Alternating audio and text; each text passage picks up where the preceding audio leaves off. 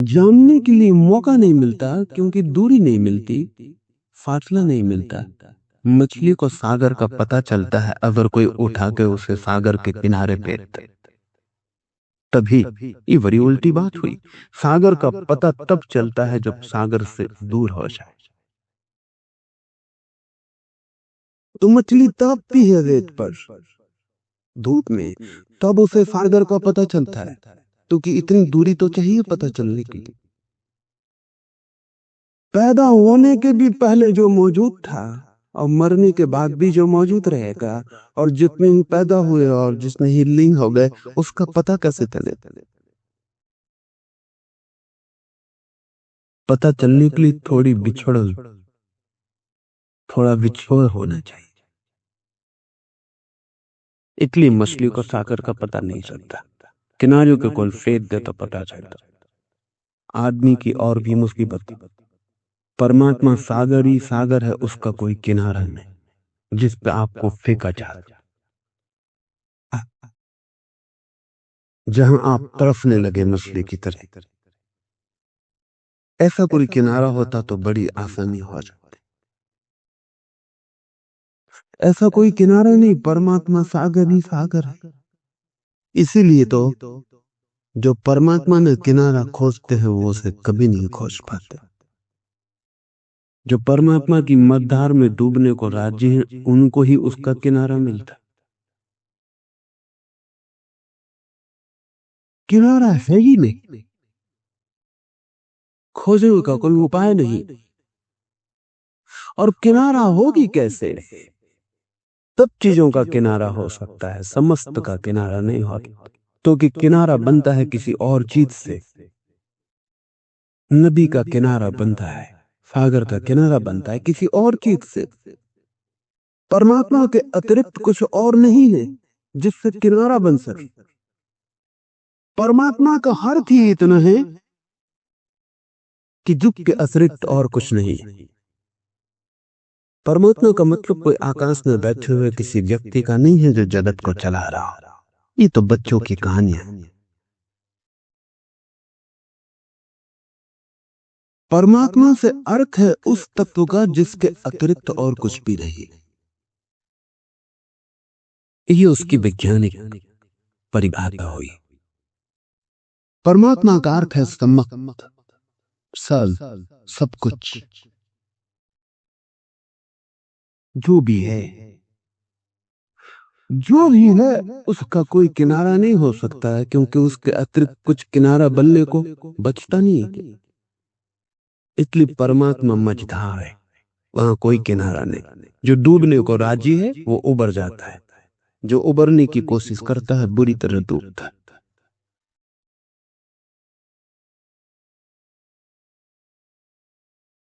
कोई किनारा हो तो पता भी चल जाए, इसीलिए हमें पता नहीं चला। उसी में तुम है, जिसे हम खोजते हैं उसी में हम हैं। जिसे हम पुकारते हैं उसे पुकारिए की जरा भी जरूरत नहीं है, क्योंकि इतना भी दूरी नहीं है कि हमारी आवाज हमें जोर से पुकारनी पड़े। इसलिए कबीर ने कहा है कि क्या तुम्हारा खुदा बहरा हो गया जो तुम इतनी जोर से अजान पढ़ते हो? क्या तुम्हारा ईश्वर बहरा हो गया जो तुम इतनी जोर से पुकारते हो?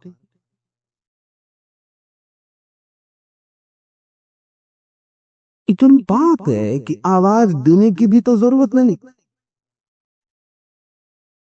अगर मौन ही कुछ भीतर होगा तो वो भी सुन लिया जाएगा। इतने बात। दूसरे को पुकारना हो तो आवाज देनी पड़ती है, खुद को पुकारने के लिए आवाज देने की भी क्या जरूरत है? दूसरे का तो तभी सुनाई पड़ता है जब शब्द ध्वनित हो, स्वयं का तो मौन भी सुनाई पड़ता है। इतने जो निकट है वही कठिनाई है। इसे ठीक से ख्याल में ले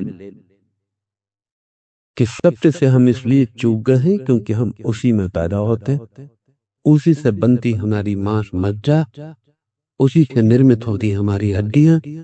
वही है हमारा स्वयं, वही है हमारा प्राण, वही सब कुछ है, अनेक अनेक रूपों में, अनेक अनेक द्वारों से।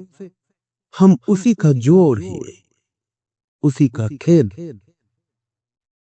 फासला बिल्कुल नहीं है, इसलिए स्मरण नहीं आता, इसलिए स्मरण असंभव हो गया। इसलिए संसार तो बहुत दिखाई पड़ता है, सत्य बिल्कुल दिखाई नहीं पड़ता। संसार दूर है,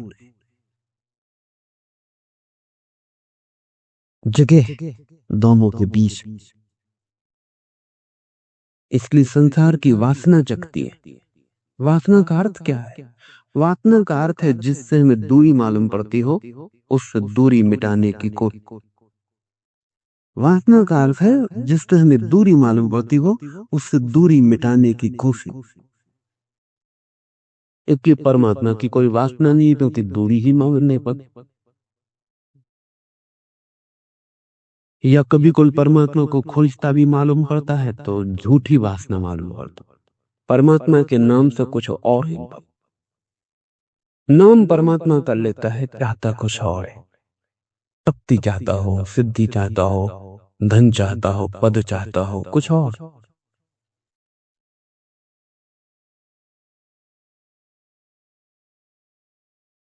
एक मित्र मुझे आके कहते थे कि जब से आपके शिविर में, साधना में लीन होने लगे, बड़ा लाभ हो रहा है। मैं पूछा क्या लाभ हो रहा है?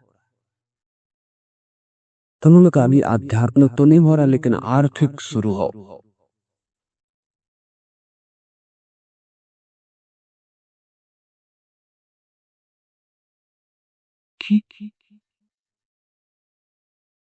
आध्यात्मिक की इतनी जल्दी भी क्या है?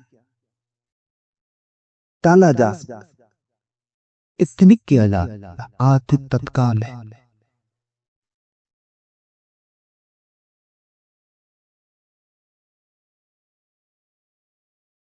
हम खोजते कुछ और है, नाम कुछ और देते हैं। जहां जहां हमने परमात्मा लिख छोड़ा है, अगर जरा हम लेबल उखाड़े तो भीतर कुछ और पाया जाए। हम कुछ और चाहते हैं।